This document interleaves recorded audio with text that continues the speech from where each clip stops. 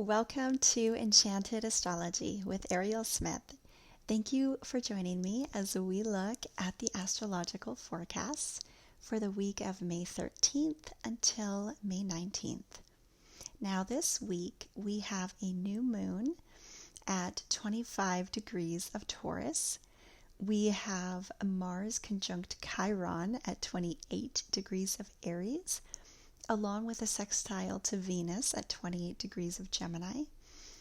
We have Mercury entering Gemini, and we have Venus entering Cancer. Now, on May 16th, at approximately 2 p.m., we have a new moon in Taurus at 25 degrees. A new moon in Taurus marks a new cycle or reset point in relation to Taurus themes of money, land, the body, survival, food, basically what we are attached to and how we resource ourselves within this incarnation. And of course, with every lunation cycle, we look at the relationship to other planets and points in the chart to give us a more descriptive picture of how this energy plays out. Now, this new moon is occurring within 1 degree of the fixed star Algol. Algol is located at 26 degrees of Taurus. This new moon is at 25 degrees of Taurus. Now, Algol is a binary star system that eclipses each other about every 2 days, and it relates to our dark primordial energy, meaning what is unrestrained, uncivilized, raw, and suppressed. It forces us to confront what has been feared or rejected, and because it pertains so strongly to our survival instincts, it is associated with losing one's head in terms of not having your wits about you. So we have all experienced this to some degree, whether we were either so afraid or triggered that we couldn't think properly. And Algol is about reclaiming that power, especially after its loss from things like trauma, humiliation, or any raw dark experience. So this new moon conjunct Algol could bring about a new cycle in self-worth. It can be rejecting or no longer tolerating any type of exploitation or any experience where we don't have our own bodily autonomy. Algol has an amplification quality, so these themes can be experienced as quite potent and strong here. During this new moon, we also have Mercury within 3 degrees at 28 degrees of Taurus. And we have Uranus close by within 6 degrees, where he is hanging out at that 1 degree of Gemini. Now, because there is such strong Mercury, Gemini, and Uranus energy so close by here, this is highly pertaining to the mind and our perception. So this new cycle that is emerging has a lot to do with how we perceive ourselves, information that we are receiving. This is the energy of revolutions and revelations. So this reset could follow an awakening or sudden realization that drastically changes your perception that you can't go back from.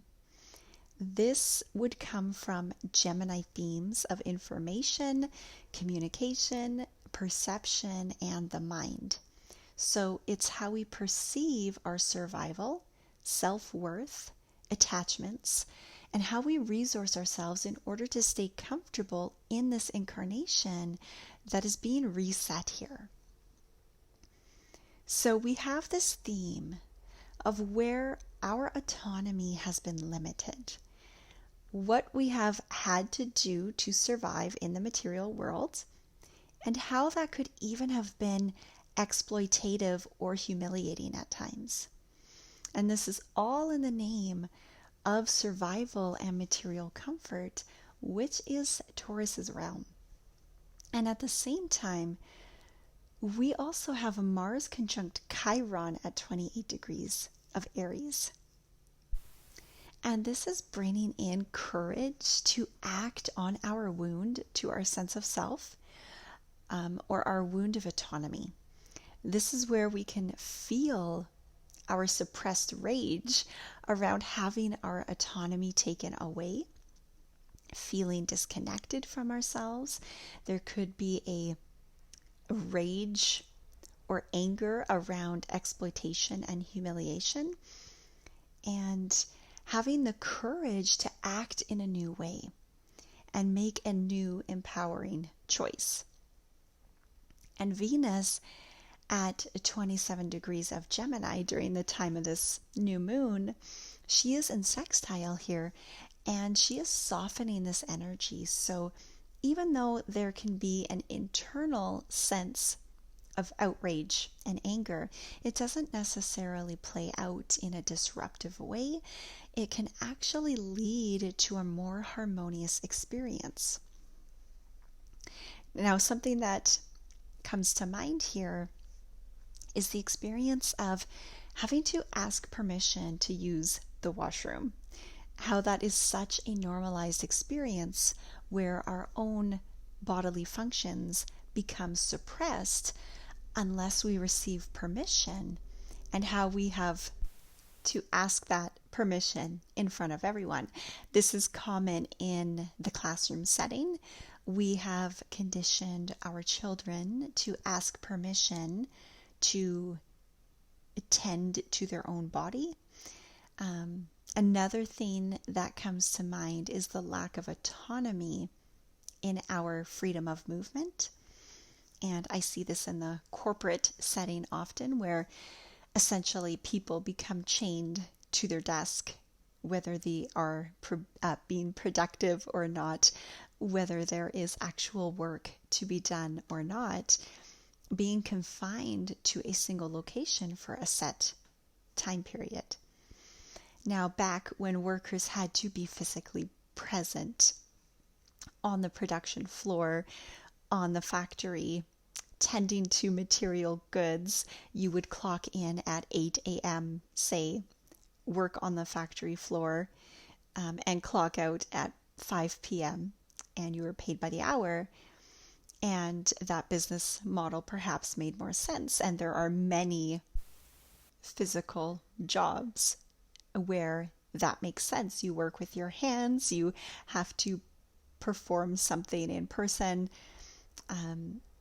That makes more sense. But as we've evolved and work has started to become more mental than physical, and technology has allowed that mental work to be done remotely, or at least a lot more efficiently.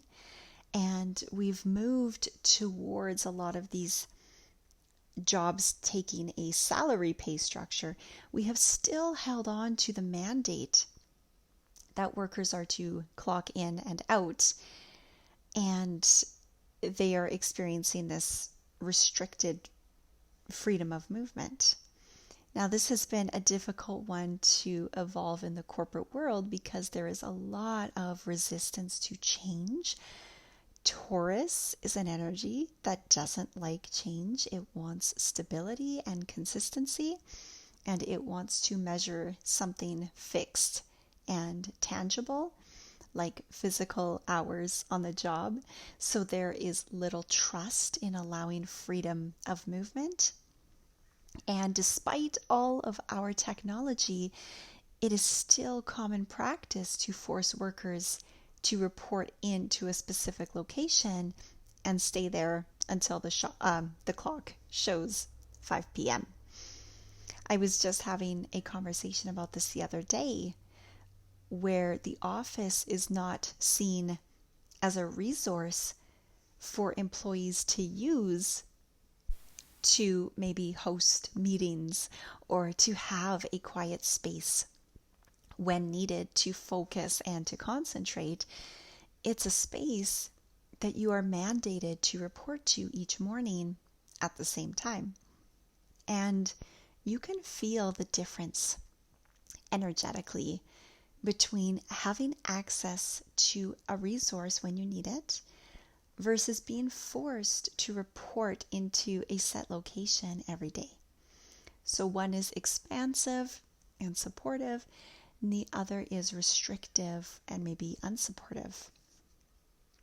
And our current society is built on restricting, enforcing, mistrust, and a contraction of our energy in order to function. And this is all in the name of survival, what we have to do in order to earn a paycheck and survive in this world. And when individuals struggle to operate in this state of contraction, unfortunately, we shame them. We label them with things like attendance issues, time mismanagement, poor performance, or behavioral issues with children. I mean, the list goes on. And this creates a negative feedback loop where we then further contract our energy, which worsens this struggle. And what we have to do in the name of survival is not in alignment with each individual's passion, which is Aries energy.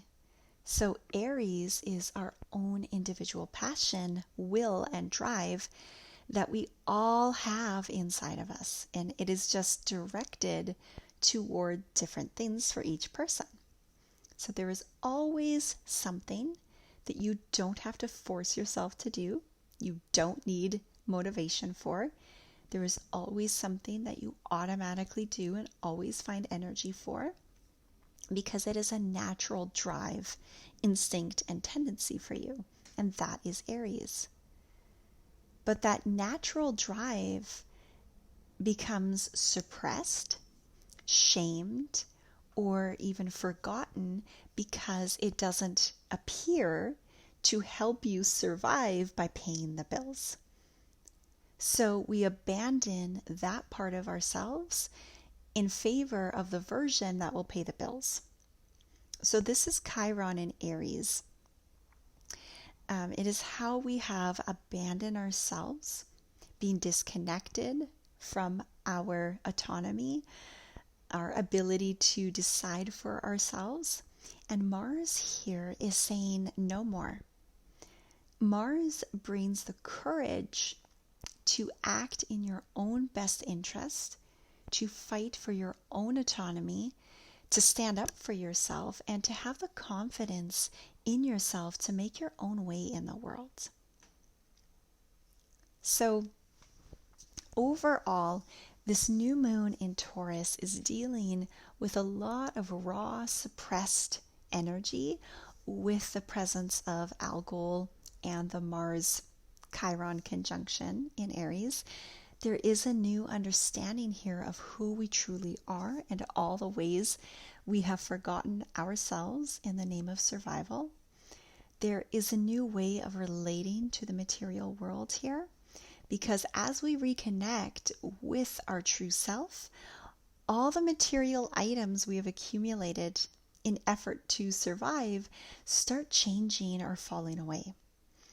Now, as an example, maybe you needed a specific wardrobe for your 9-to-5 office job, but you decide to become an entrepreneur and you no longer need all those pantsuits or that commuter vehicle or whatever it is.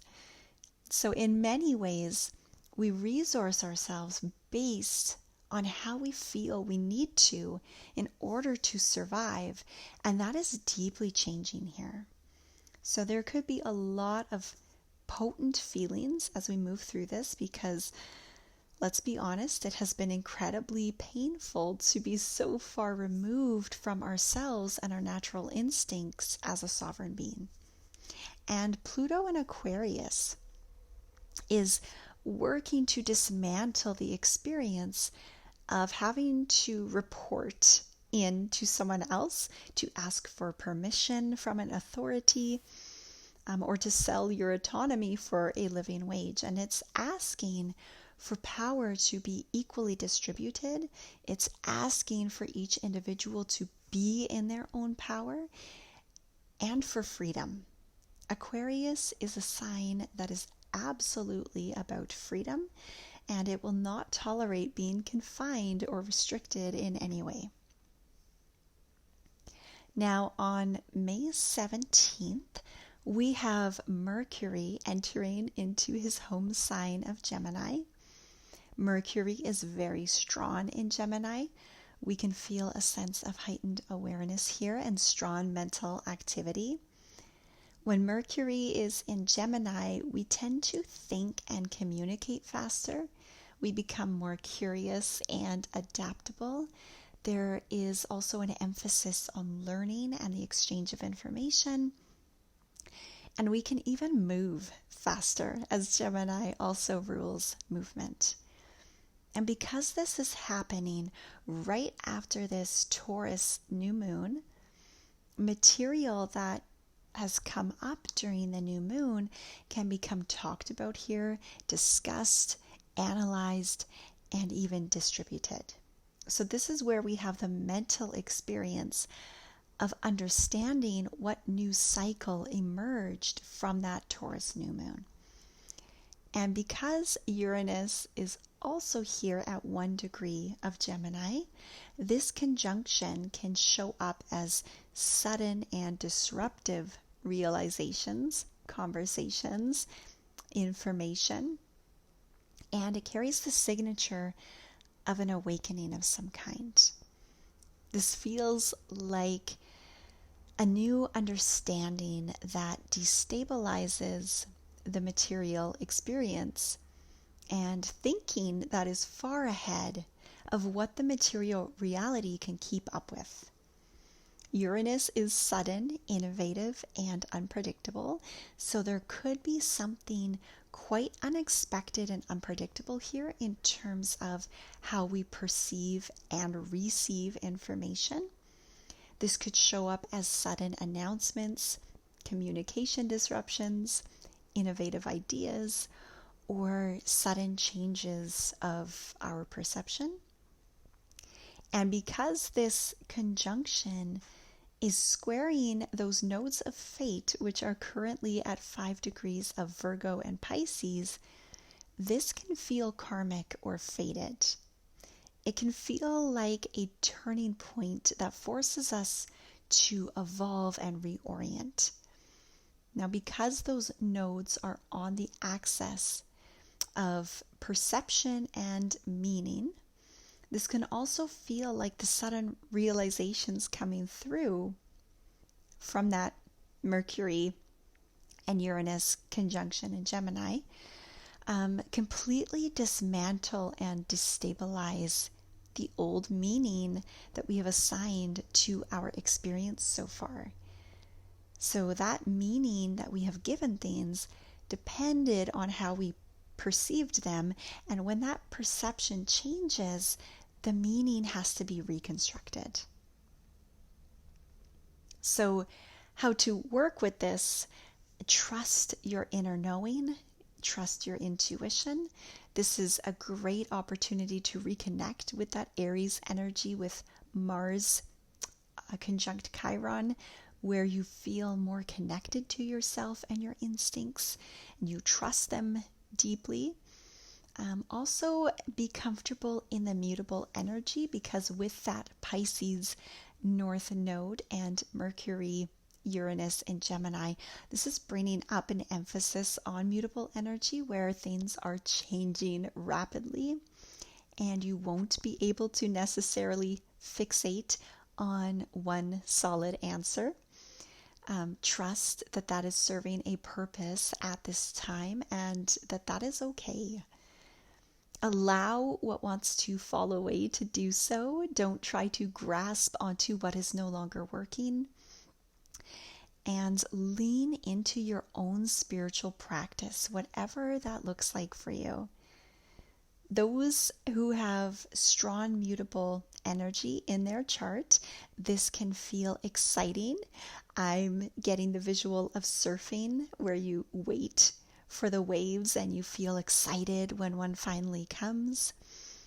But those without strong mutable energy, maybe more fixed energy in their charts, this can feel uncomfortable, more like having dinner on a boat and panicking when a wave comes because it might knock the wine glasses over on the table. So it can be disruptive, and that can feel uncomfortable or even frustrating, but the waves will pass eventually. Now, late on May 18th, Venus will enter into Cancer, and she enters Cancer alongside with the moon. And this will further soften and amplify Cancer themes. Now, Venus rules our values, what we hold close, what we choose to spend our money and time on, and where we seek pleasure and harmony.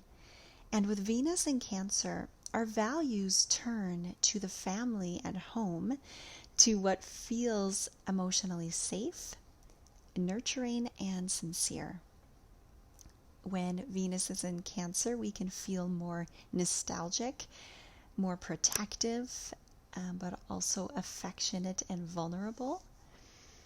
And at this time, our values in the material realm are being destabilized in a big way. There is a theme of cutting back, downsizing, and reducing when it comes to Venus and Taurus themes. But Venus in Cancer is now putting our focus on valuing our emotional bonds, our family units, our home, loved ones, and how we nurture ourselves. This feels like a reset where we go back to basics, where we were as a child, how we nurture ourselves emotionally and create a very strong inner foundation. We rediscover what we actually want and need at this time. Now, this energy is very supportive for any emotional healing work, for forming deeper intimacy, for bonding, building trust, and operating with heightened compassion and care. This is where we return to the heart to guide us. And with the moon joining Venus, ingressing into Cancer together, these themes are amplified. So we can feel strong intuition, a strong tendency to protect and nurture. We can feel more receptive and more vulnerable. It opens our heart space up wide. So this is a beautiful energy after the intensity of the new moon, of Mercury-Uranus conjunct in Gemini. This feels like a soft place to land and rest. And at the same time, Mars is also entering into Taurus, where he forms a sextile here at 0 degrees of Taurus. And he beautifully stabilizes and grounds this energy. So rather than the Venusian Cancer energy staying in the emotional experience and realm, Mars in Taurus takes that energy and does something physical with it to crystallize it in the material. So whether that is building something to honor this heart-opening energy, whether it's taking action in some way to ground it, or translating a deep emotional experience into some form of physical affection, Mars wants to slowly build in Taurus, and it feels like he is slowly building something here to honor that Venus in Cancer softening. Now, this week's Yin Yoga practice is on the Taurus New Moon, so if you feel called to, please check that out at enchantedistrology.ca. And as always, thank you so much for listening in today. I wish you a very insightful week ahead, and I will be back next week with another episode.